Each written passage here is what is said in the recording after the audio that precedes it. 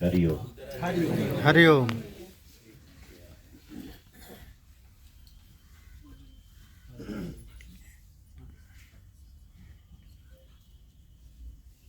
मुझे पहले भी सबसे पहले तो आज इस विषय को ठीक से तो बहुत गंभीरता से पहली बार मैं अपने सामने सुन रहा हूं। इतने लोग, परिवार के लोग, आश्रम से जुड़े हुए,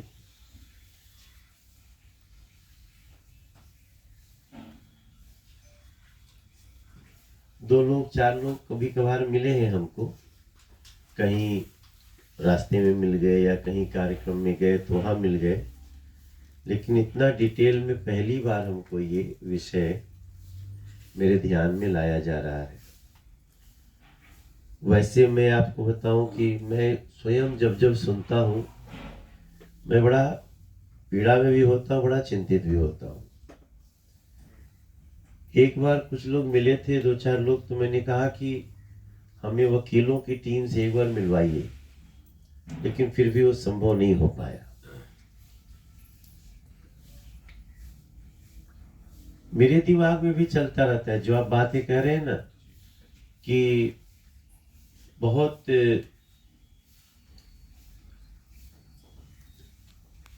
ऐसे ऐसे लोगों को भी पैरोल मिला है जो कई बार मुझे भी लगता है कि मामला सब कुछ बड़ा स्पष्ट दिखता है, फिर भी कैसे ऐसे लोगों को पैरोल मिलता है। और मैं प्रत्यक्षतः तो अभी दूर से सुना हूं। अच्छा ठीक है, तो वो लोग रुकेंगे थोड़ा देर। हाँ, बोले कि अगर रुके तो हम एक बार वहां आके,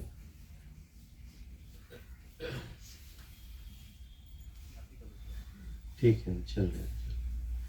तो बड़ा पीड़ा का विषय तो है, और हमें ये भी पता है कि ये कानून के बड़े निष्ठुर पछड़े में उनको डाला गया। कारण राजनीतिक भी थे,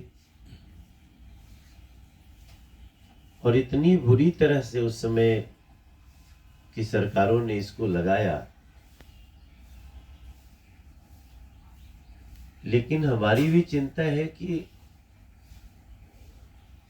कानून की तो दृष्टि बहुत लंबी होनी चाहिए, फिर भी कैसे इसमें कोई राहत नहीं मिली। लेकिन हम एक बार फिर से महाराज जी, हम इसमें अब पता नहीं ऊपर भी वर्तमान सरकार को किसने ठीक से प्रेजेंट किया।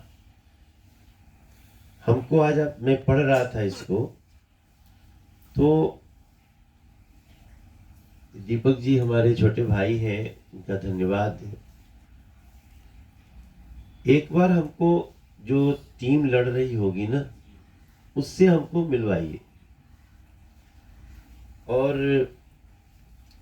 हम उनसे मिल करके जो हमारे देश के कानून मंत्री हैं, हम उनके साथ भी बैठेंगे।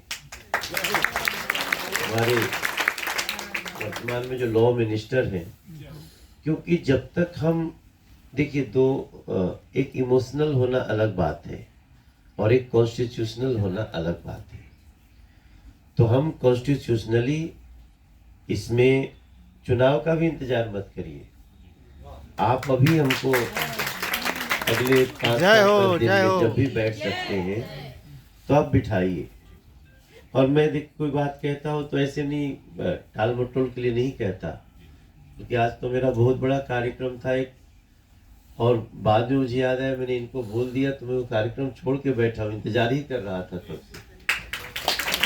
तो इस विषय को हम गंभीरता से लेंगे, और मुझे भी ऐसा लगता है, पता नहीं क्यों, कि कहीं न कहीं हमारी बात को ठीक से रखने में कुछ चूक हुई है।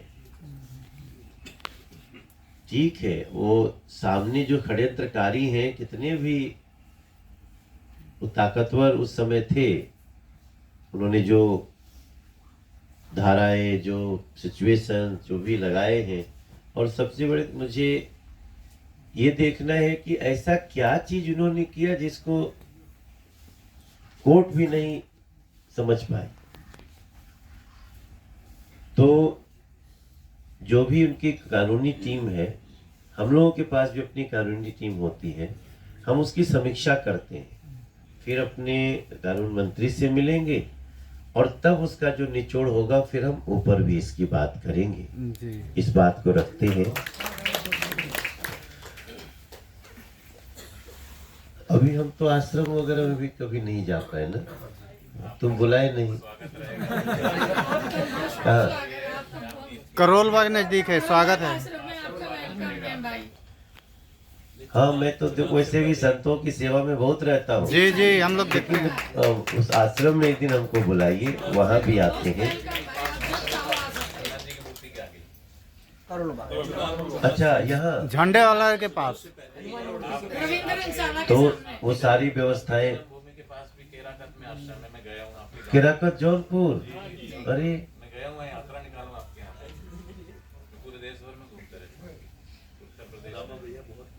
नहीं तो चलिए इसको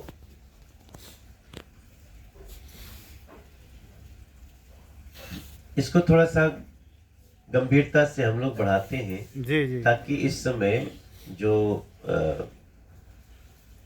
बापू को, महाराज जी को हम लोग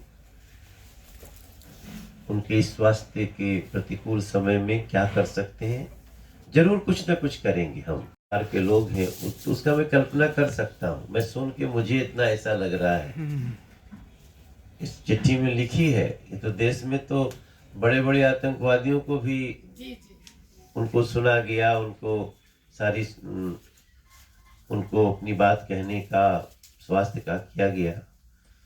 तो आप देख लेना, जब भी बातचीत हो सके, मैं जल्दी से जल्दी उनके साथ बैठना चाहता हूँ। एक बार बिठा दीजिए, अगर हमको इसके लिए वो लोग कहाँ, दिल्ली में ही बैठना ठीक रहेगा। हाँ, तो आप घर पे बुलाइए, या हमको कहीं चलना होगा तो हम आश्रम पे चलेंगे, वहीं बुला लीजिए। हम भी कुछ लोगों को आप आश्रम में आओगे तो ज़्यादा आएंगे।